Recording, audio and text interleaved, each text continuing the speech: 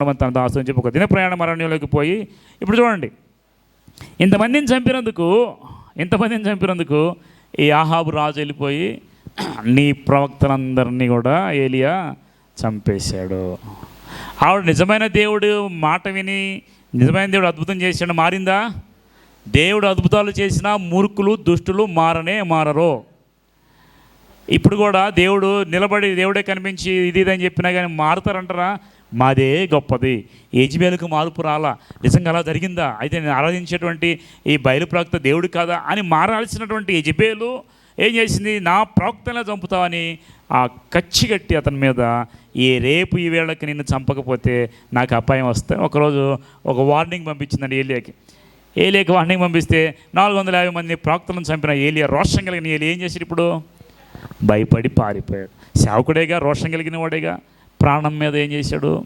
ఎందుకంటే రోషం కలిగిన వాడు ఒక్కసారి ఈ యెజబెలు మాటకి ఒక్కసారిగా నలిగిపోయాడు, పారిపోయాడు దూరంగా. ఇంకా ఎక్కడో దూరంగా మారిపోయి గుహలో దాక్కుంటాడు. అక్కడికి దేవుడు కాకుల ద్వారా ఆహారం పంపిస్తాడు, కొంతకాలం బదవృక్షం కింద కూర్చుంటాడు. ఇదంతా మనకు తెలిసిన స్టోరీ. ఇప్పుడు యెజబెలు ఏం చేసింది తెలుసా? దేవుని సేవకుడైనటువంటి ఒక ఏలియాని చంపేస్తానని. మీరు జాగ్రత్తగా పట్టుకోండి. యెజబెలు చేసిన తప్పేంటి తెలుసా? దేవుడు ఆయనే కనబరుచుకున్నాడు, అద్భుతం కదా. కనబరుచుకుంటే దేవుని సేవకుడు ప్రవక్తుడైనటువంటి ఆ ఏలియాను చంపుతానని చెప్పినందుకు తర్వాత యెజబెలు ఎలా చచ్చిపోయిందో మీరు చూస్తారు.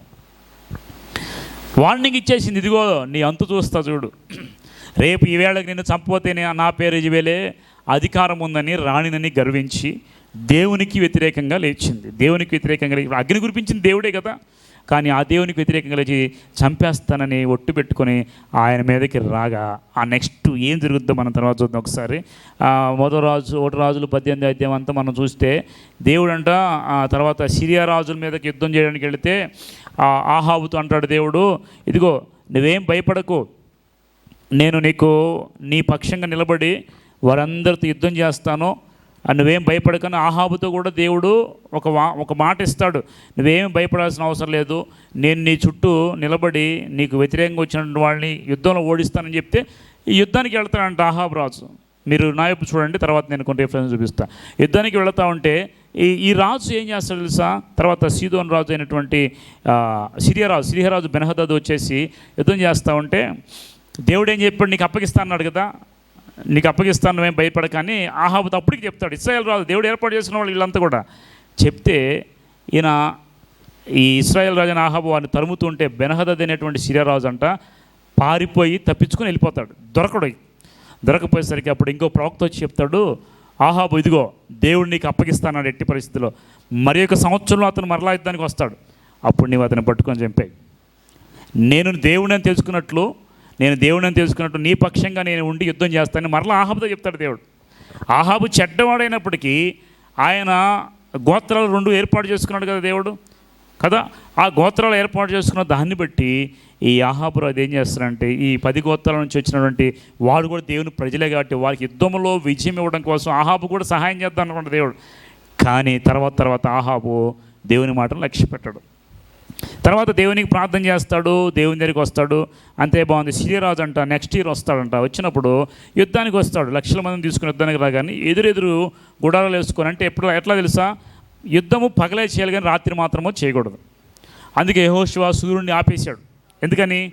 యుద్ధము ఆగిపోతే మళ్ళీ రేపు చేయాలి కాబట్టి యుద్ధం కొనసాగించాలని యెహోషువ ఏం చేశాడు? పగలు ఉండేట్లు ప్రార్థన చేశాడు. వీళ్ళంటే గుడారాలు వేసుకొని యుద్ధ రంగంలో ఉంటే ఈ సైన్యం ఆహాబు సైన్యం నుంచి కొంతమంది వెళ్ళి 1,00,000 మందిని సిరియా రాజు సైన్యాన్ని బెన్హదదుని వీళ్ళు ఏం చేశారు? హతమార్చేశారు. అంటే యుద్ధంలో దేవుడు విజయం ఇస్తాడు. తర్వాత ఆ సిరియా రాజు పట్టుకోవడానికి వెళితే ఆ సిరియా రాజు అంట 2 పంపించి ముసుగులు వేసుకొని గోనె పట్టలు వేసుకొని వాళ్ళు అంటారంట, అయ్యా ఇదిగో మాకు సిరియా రాజు పంపించాడు. 32వ వచనం చూడండి, 20వ అధ్యాయం 32వ వచనం చూడండి.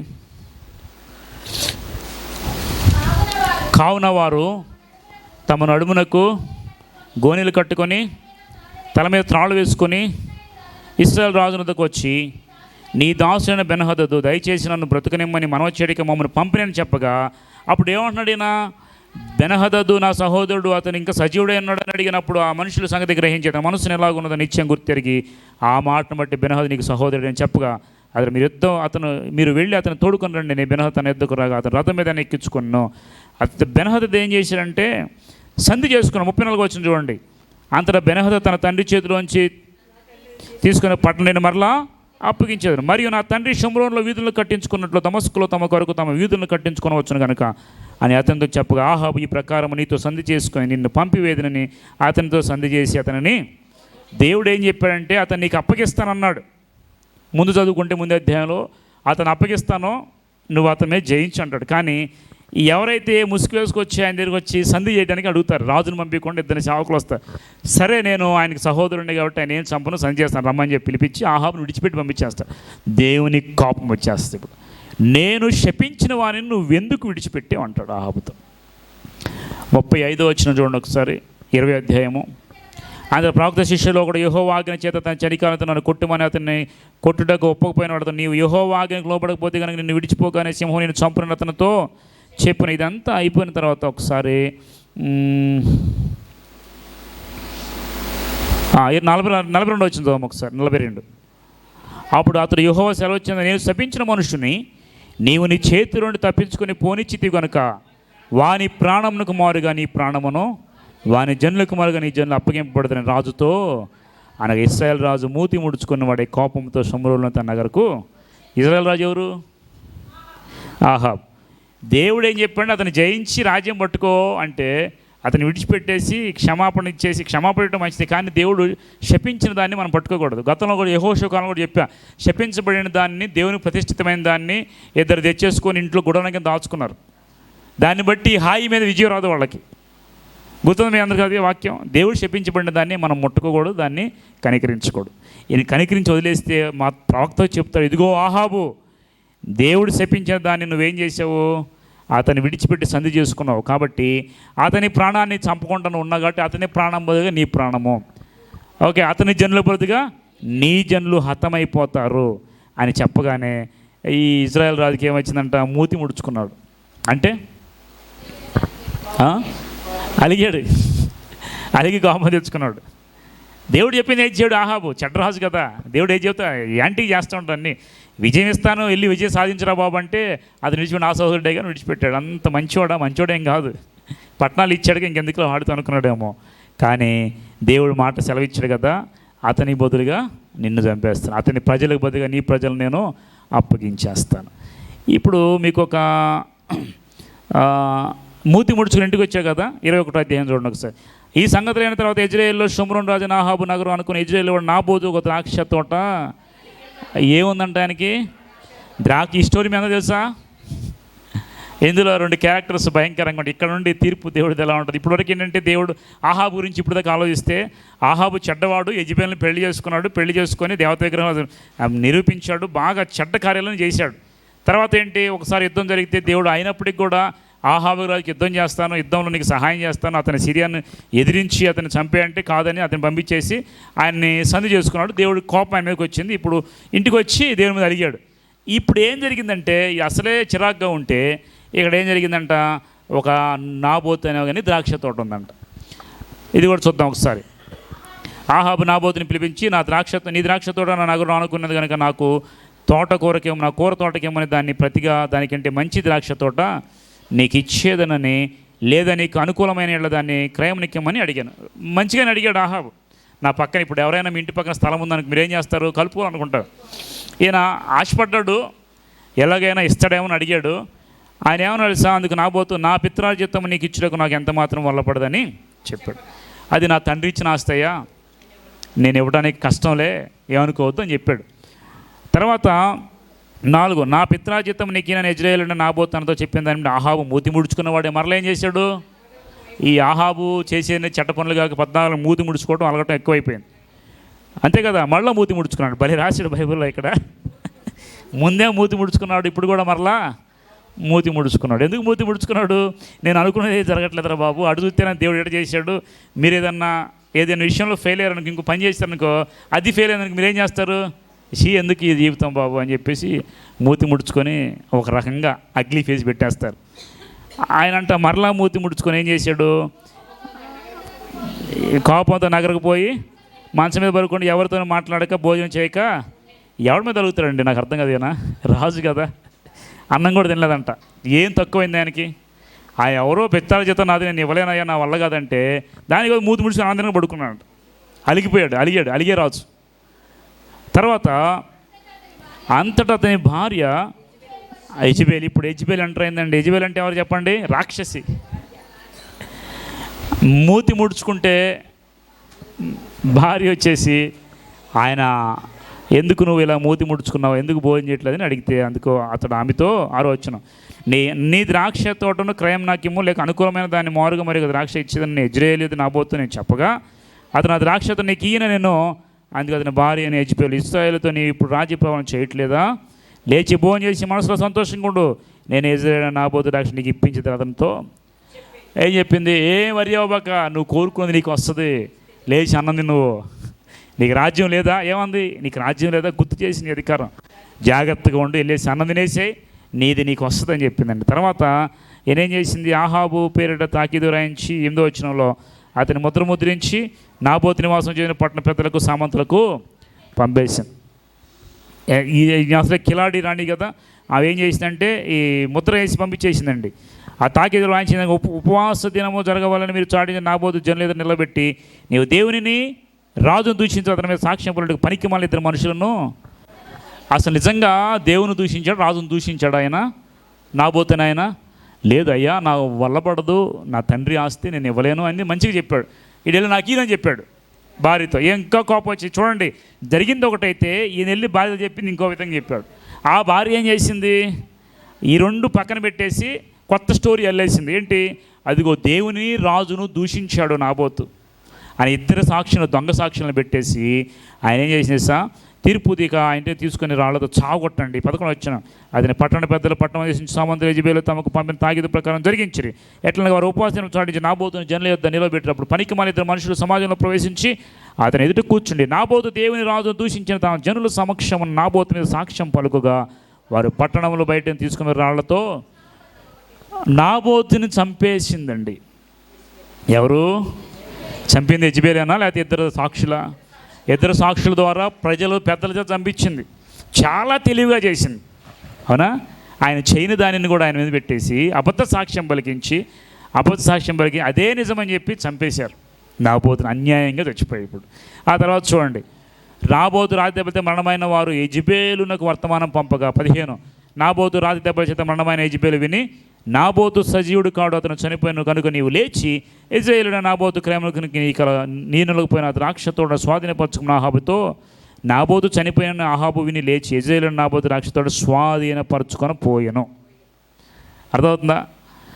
ఇష్టానుసారంగా భార్య చేసి భర్త చెప్పింది, వెళ్ళి స్వాధీనం చేసుకుని ఇంకా చచ్చిపోయాడు అని చెప్పి నేను బయలుదేరి దాన్ని తీసుకోబోతాను. ఇప్పుడు ఇంకొక స్టోరీ జరుగుతుంది చూడండి. 17 వచ్చిన అప్పుడు యెహోవాకు తిష్బీయుడైన ఏలియాకు ప్రత్యక్షం ఇలాగూ, నీవు లేచి షోమ్రోనులో ఇశ్రాయేలు ఆహాబు ఎదుర్కొంటకు బయలుదేరము, అతడు నాబోతు ద్రాక్ష తోటలో ఉన్నాడు, దాన్ని స్వాధీనపరచుకొని పోయాను, నీవు అతను చూచి ఇలాగూ ప్రకటించుము, యెహోవా సెలవిచ్చినది ఏమనగా, దీన్ని స్వాధీనపరచుకున్న నీవు నాబోతును చంపితీవి కదా. ఆ విషయం ఎవరికైనా తెలుసా? దేవుని ప్రవక్త ద్వారా దేవుడు మాట్లాడాడు. నీవు చంపితీవి కదా, యెహోవా సెలవిచ్చిన ఏ స్థలం మంది కుక్కలు నాబోతు రక్తంలో నాకును, ఆ స్థలం మంది కుక్కలు నీ రక్తమును నిజముగా నాకును అతనితో. ఏలియా ప్రవక్త ఇంతకుముందు వచ్చి నువ్వు సరి చేసుకో, వర్షం కురవట్లేదు, దేవుని దగ్గర రా అని చెప్తే వినలా.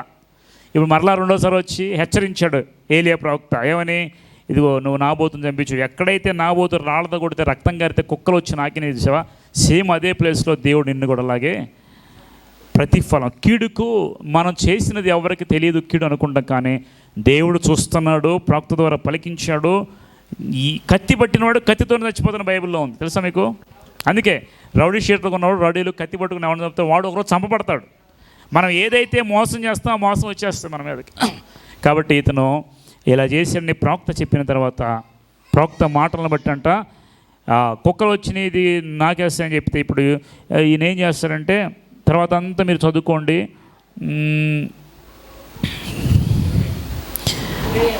20లో అంతటా ఆహాబు ఏలియాను చూసి, నా పగవాడ నా చేత చిక్కుబడుతున్నాను పొలకు ఏలియా ఎట్లను, ఇదంతా మీరు చదవండి. తర్వాత నేను కొన్ని 2 విషయాలు చెప్పి నేను మూవ్ చేస్తాను. 25వ వచనం చదవండి. తన భార్య అయిన యెజబెలు ప్రేరేపణ చేత 23 కూడా చదువు. మరి యెజెబెలు యొక్క యెహోవా సెలవు ఇచ్చినది మనక ఇజ్రాయేలు ప్రకారం కుక్కలు యెజెబెలును మళ్ళీ ఎవరిని తినేస్తాయి అంటే ఇప్పుడు యెజెబెలును కుక్కలు ఎక్కడ తినేస్తాయి కూడా చెప్పాడు. పట్టణమందు చచ్చు ఆహాబు సంబంధికులను కుక్కలు తినివేను, బయట భూముల్లో చచ్చు వారిని ఆకాశ పక్షులు యెజెబెలు ప్రజలను కూడా కుక్కలు పక్షులు తినేస్తాయి అని చెప్పి. ఇప్పుడు 25వ వచనం, తన భార్య అయిన యెజెబెలు ప్రేరేపణ చేత యెహోవా దృష్టికి కీడు చేయ తను అమ్ముకున్న ఆహాబు వంటి వాడు ఎవ్వడు కూడా ఏం చేశాడు పాపం ఇక్కడ చెప్పండి. కుక్కలు అది నేను నాకాలి తినేస్తాయి అనేది కారణం ఎవరయ్యారు దానికి చెప్పండి? భార్య అయిన యెజెబెలు మాట విన్నాడండి. భార్య మాట విని ఇక్కడ కరెక్ట్గా చూడండి, తన భార్య అయిన యెజెబెలు ప్రేరేపణ చేత యెహోవా దృష్టికి కీడు చేయు తాను అమ్ముకున్న ఆహాబు వంటి వాడు ఎవడు ఇజ్రాయెల్ రాజు అయ్యుండి ఇజ్రాయెల్ క్షేమం కోరకుండా ఆ బయలు ప్రవక్త భార్య యెజెబెలుని వివాహం చేసుకుని ఆమె చెప్పిందల్లా చేసి దేవునికి వ్యతిరేకంగా చివరికి తన ప్రాణం కూడా పోగొట్టుకున్నాడు. ఎవరంట? ఆహాబ్. కాబట్టి ఇలాంటి దుర్మార్గుడు భార్య మాట విని చెడిపోయిన వాళ్ళు ఎవరు ఉన్నారా? మీరు చెప్పండి బైబిల్లో. అంటే భార్యలందరూ నేను చెప్పట్లా, చెడిపోయిన వాళ్ళ గురించి అడుగుతున్నా. భార్య మాట విని చెడిపోయిన వాళ్ళు ఎవరు? అవ్వ మాటిని ఆదాం చెడిపోయాడు, అమ్మ అవ్వగా చెడిపోయింది. ఇప్పుడు పండు తినొద్దని దేవుడు అవ్వాదని చెప్పాడు కదా, అవునా? పండు తినొద్దని చెప్పాడు. ఆదాము తినలా నిజంగానే, పిల్లలు మాట్లాడొద్దు, ఆదాము తినలా నిజంగానే.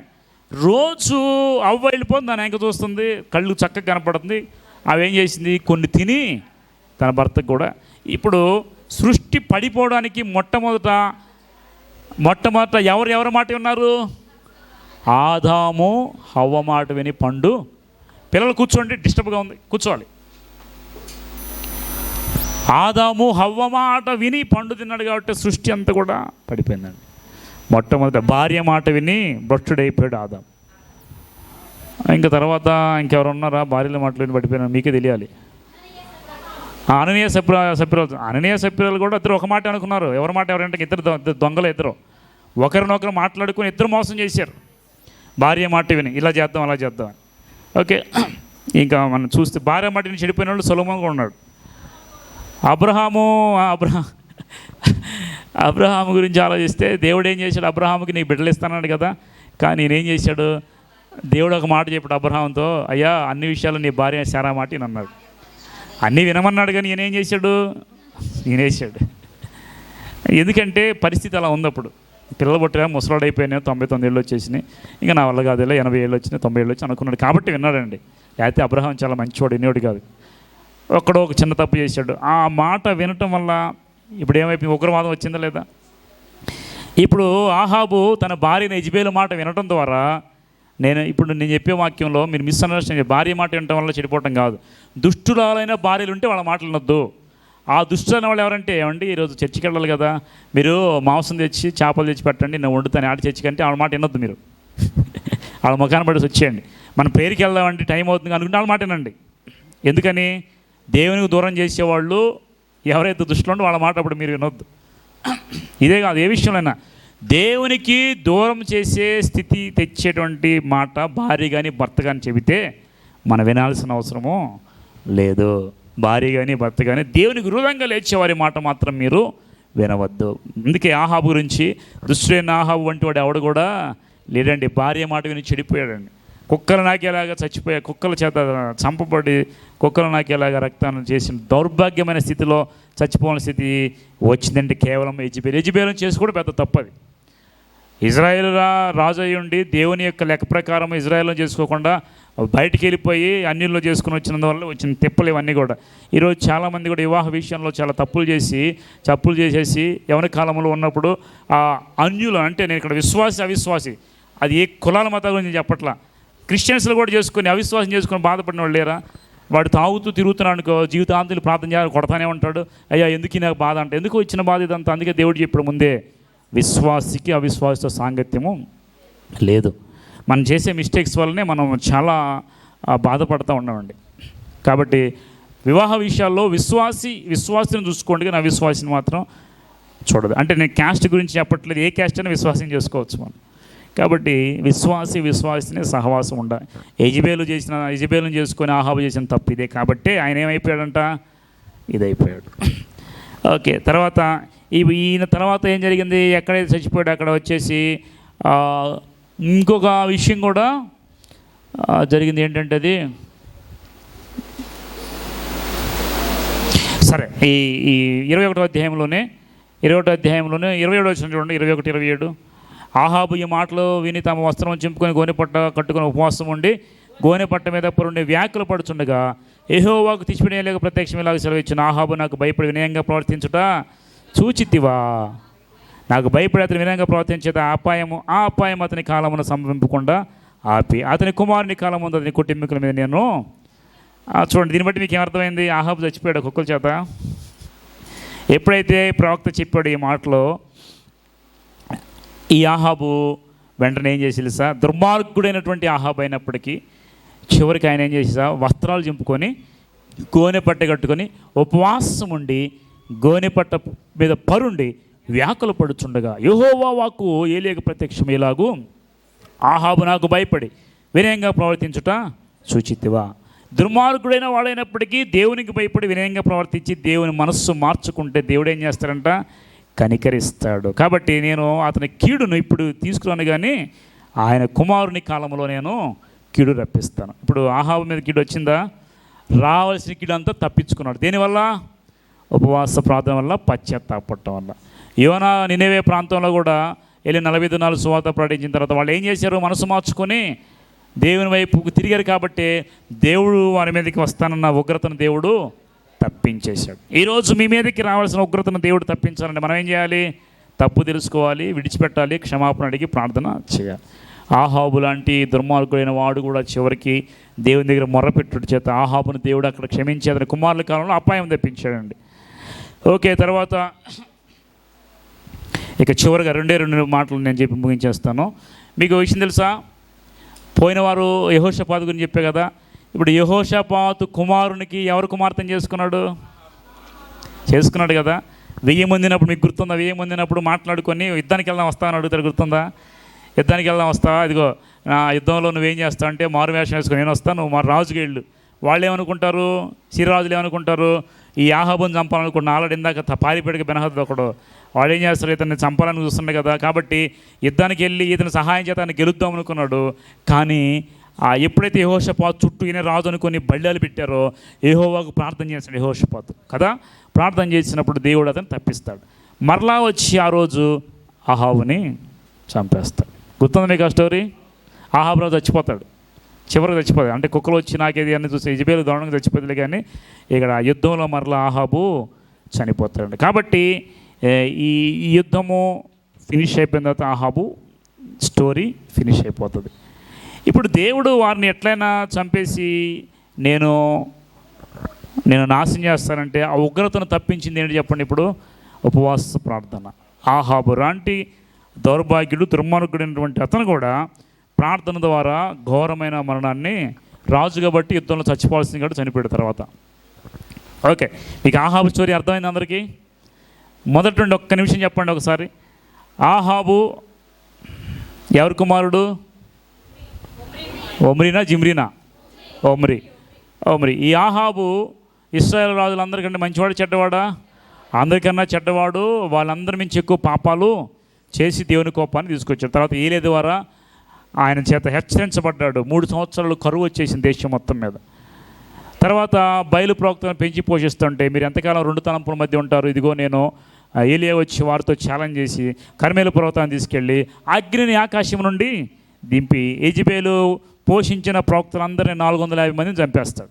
చంపగానే యెజెబెలు ఏం చేస్తే, ఇక ఇదిగో దుష్టుడైనటువంటి నేను రేపు నేను చంపకపోతే నా అపాయం నా మీదకి వస్తుంది, జాగ్రత్త అని చెప్పేసి వర్తమానం పంపింది. దాన్ని చూసి ఏలి ఏమైపోయాడు?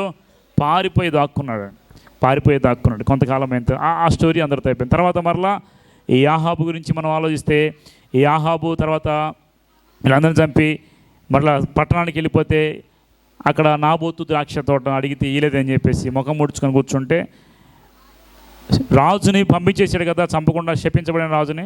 అందుకని దేవుడు ఏం చేసి తన ప్రాణాన్ని బదులుగా నీ ప్రాణము నీ జనుల ప్రాణము ఇది నెరవేర్చబడిన తర్వాత తన ప్రాణం పోతుంది యుద్ధంలో.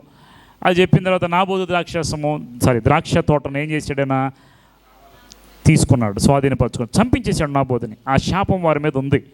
ఆ తర్వాత యెజెబెలు పన్నాగం వేసి మొత్తం నాబోతుని ఇద్దరు సాక్షులను పెట్టి చంపించేస్తారు. ఇది మీ మీదకి వస్తే దోషమని చెప్పాడు దేవుడు. తర్వాత మీరు చేసిన పనికి కుక్కలు మీకు వచ్చి నాగేస్తే నువ్వు భార్య మాట ఏమైనా దౌర్భాగ్యం చెప్పగానే ఈ ఆహాబు ఏం చేశాడు? చివరికెళ్ళి గోనె పట్ట కట్టుకొని బట్టలు దింపుకొని ఉపవాసం ఉండి పశ్చాత్తాపడి ప్రార్థన చేస్తే అప్పుడు దేవుడు ఏలిన ఇదిగో అతడు మార్పు చెందాడు కాబట్టి తన మీద ఎక్కువ రాకుండా నేను ఇప్పుడు కాపాడుతాను, తన కుమారుని కాలంలో జరిగిస్తానని చెప్తాడు. ఆ తర్వాత మరలా యెహోషాపాతు ఈ వివాహం జరిగింది కదా, వివాహం జరిగిన తర్వాత యెహోషాపాతు వచ్చి వీళ్ళందరూ యుద్ధానికి వెళ్ళినప్పుడు మారువేషంలో ఉన్నప్పుడు అతను వచ్చి మరలా ఇతన్ని చంపేస్తాడు. ఇది ఆహాబు స్టోరీ ఫినిష్ అయిపోయింది.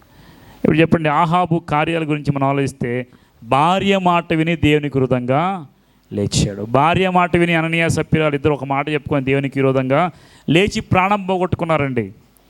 అవ్వ ఆదాము కూడా దేవునికి విరోధంగా లేచి వారు కూడా ఏం చేశారు? మరణం అనేది పరిచయం చేసింది వాళ్ళే. కాబట్టి ఈరోజు మీరు ఒకటే నేర్చుకోండి. దీన్ని బట్టి ఏమర్థమైంది మీకు? భార్యల మాటలు ఎప్పుడు మంచిగా వినాలా? మీకేమర్థం చెప్పండి, నేను అడుగుతాను. మీకేమర్థమైంది? భార్య మాట వినాలా వినకూడదా? మంచి మాట వినాలి, చెడ్డ మాట వినొద్దు. దేవునికి వ్యతిరేకంగా లేచే మాట ఎవరు చెప్పినా, భార్యలే కాదండి, దేవునికి విరోధంగా చేసే మాట ఇంట్లో తల్లిదండ్రులు చెప్పినా బయట వాళ్ళు చెప్పినా దేవునికి వ్యతిరేకంగా చేసేది ఏ మాట మీరు ఎప్పుడు ఎక్కడ వినవద్దు. అర్థమవుతుందా? రాజు చెప్పాడు, ఇదిగో దానియేలు షడ్రక్ మెషక్ అబేద్నెగోతో మీరు ఈ విగ్రహానికి మొక్కనంటే రాజా నువ్వు ముచ్చిన మాటకి మేము లెక్కనే. రాజు మాట కూడా వినలేవాళ్ళు, ప్రాణం పోతే పోయి. అంటే దేవునికి విరోధంగా లేచిన ఎవరి మాట మీరు వినాల్సిన అవసరము లేదు. కాబట్టి భార్య లేని వారు జాగ్రత్తగా ఉండండి. అననీయ వలె సప్పిరా వలె మీరు ఉండొద్దు, అవ్వ వలె మీరు ఉండొద్దు, ఒకసారి శారా వలె. అంటే శారా అంటే అన్ని విషయాలు ఒక్కొక్క విషయంలో చెప్తున్నాను. శారా వలె ఒక విషయంలో మీరు ఉండొద్దు. ఇప్పుడు యెజెబెలు వలె మీరు మాత్రము ఉండవద్దు. దేవుని ప్రవక్తలని వేలిపెట్టి చూపించేసి దేవుని ప్రవక్తలను చంపేస్తానని వార్నింగ్లు ఇచ్చేసి ప్రాణం పోగొట్టిన స్థితికి మాత్రము తెచ్చుకోవద్దు. కాబట్టి యెజెబెలు, ఆహాబు, ఏలియా ముగ్గురు గురించి వచ్చింది మనకి ఈరోజు. గుర్తుపెట్టుకోండి, ఇవాళ గుర్తుంటుంది, నెక్స్ట్ వారం వచ్చేసరికి ఇది గుర్తు కొంచెం ఉంటుంది. నిన్న మొన్న చెప్పింది పోయింది మళ్ళీ, అవునే కదా? ఇప్పుడు 2 వారాలు గుర్తుంది కానీ 3వ వారం గుర్తుండదు. ఇప్పుడు ఈ రోజు లాస్ట్ వీక్ గుర్తుండదు కానీ మళ్ళీ అంతకుముందు గుర్తుండదు. కాబట్టి మైండ్లో ప్రింట్ చేసుకోండి. ఇంటి దగ్గర ఖాళీగా ఉన్నప్పుడు ఈ స్టోరీ అంతా రివిజన్ చేసుకోండి, బైబిల్ చదవండి, మీకు అర్థమవుతుంది. దాదాపు మనం రాజు గురించి తొందరగా ఫినిష్ చేసుకుందాం, ప్రవక్తల గురించి కూడా ఫినిష్ చేసుకొని తర్వాత మన కొత్త నిబంధనకి వెళ్ళిపోదాం. దేవుడి ఈ మాటలు దీవించి ఫలం చేసి ఆశీర్వదించిన గాక. ఆమె చిన్న ప్రార్థన చేద్దాం. తలలో ఉంచండి. పరిశుద్ధులైన దేవా, స్తోత్రాలు, సర్వశక్తి కలిగిన తండ్రి, మీ ఘననామానికి వందనాలు చెల్లిస్తున్నాం. కృప కలిగిన దేవా, సర్వోన్నతుడా, మేము రాజుల ధ్యానాలు చేస్తూ ఉన్నాం నాయన. ఒక్కొక్క రాజు గురించి మేము ఏమి నేర్చుకోవాలో, ఒక్కొక్క రాజు గురించి ఏమి నేర్చుకోకూడదు, ఎలా ఉండకూడదు అనే విషయాలన్నీ మేము తెలియజేస్తూ నేర్చుకుంటూ వస్తున్నాం. ఈ ప్రకారంగా మమ్మల్ని మేము సరిచేసుకొని నాయన వారి జీవితంలో జరిగిన ముఖ్య ఉద్దేశములను, ఘట్టములను మా జీవితంలో మేము ఎలా ఎదుర్కొనాలో ఒకటి కృప దయచేయండి. మీకు స్తోత్రాలు చెల్లిస్తున్నాం. మహిమ ఘనత ప్రభావం మీరు పొందుకున్నామని సమస్తం నీకు అప్పగించుకోవచ్చు. ఈ వాక్యం నీ బిడ్డలో స్థిరపరిచి మీరు మహిమ పొందమని యేసు నామములో ప్రార్థించి వేడుకను పొందుకున్నాము తండ్రి. ఆమేన్, ఆమేన్, ఆమేన్. బయటి అయిపోయిందా? ఓకే.